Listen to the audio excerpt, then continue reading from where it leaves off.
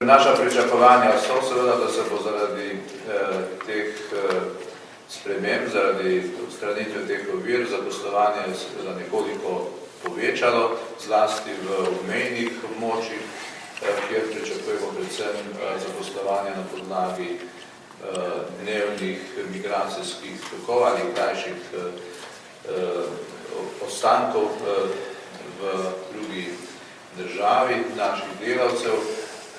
In da pa seveda hkrati ne pričakujemo masovnega povečevanja zaposlovanja. Mi smo imeli kot Slovenija zdaj v Republike Avstrije okrog 5-6 zaposlenih in okrog 2000 napotenih delavcev.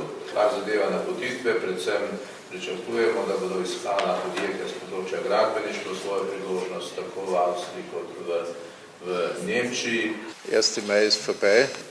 Und es gibt zur Stunde keinen Ansturm am österreichischen Arbeitsmarkt. Wir haben ja schon aus den EU-8-Ländern 90.000 Arbeitnehmerinnen und Arbeitnehmer in Österreich beschäftigt, ganz legal, ganz offiziell. Und es gibt auch zwischenzeitlich doch einige, gar nicht so wenige Österreicher, die auch in Slowenien arbeiten. Das heißt, das Pendeln ist nicht nur eine Einbahnstraße, sondern ist schon ein bisschen auch in die andere Richtung. Naša pričakovanja so utemeljena z tradicionalno nizko mobilnostjo delavcev, zlasti ko gre za trajnejše oblike migracij, potem pa tudi z visokimi pričakovanji, ki imajo pogosto naši delavci, ki iščejo vse svoje izobrazbe primerno zaposlitev. Predvsem pa je treba upoštevati to, da so področja, kjer je povpraševanje po delovni sili v Avstriji veliko, tako zvana deficitarna področja, tudi pri nas hkrati deficitarna področja, tako da bo glavni motiv tukaj predvsem višja plača in boljši delovni pogoji v Avstriji, vendar bomo pa hkrati mi imeli tudi problem, kako potem pri nas za ta področja, kot so dela v gostinstvu, turizmu in tudi v nekaterih predelovanih dejavnosti, kako za ta področja dobiti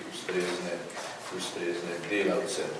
Dass es natürlich die Sprachbarriere insgesamt europaweit geben wird und dass wir weiterhin daran arbeiten müssen, dass wir Menschen Sprachen lernen, ja, aber das ist auch heute schon eine Realität, weil wenn ich zum Beispiel als Deutschsprechender werde ich in England keine Chance haben, wenn ich nicht Englisch lerne. Wenn ich als Deutschsprechender zum Beispiel in Frankreich arbeiten will, muss ich Französisch irgendwie können.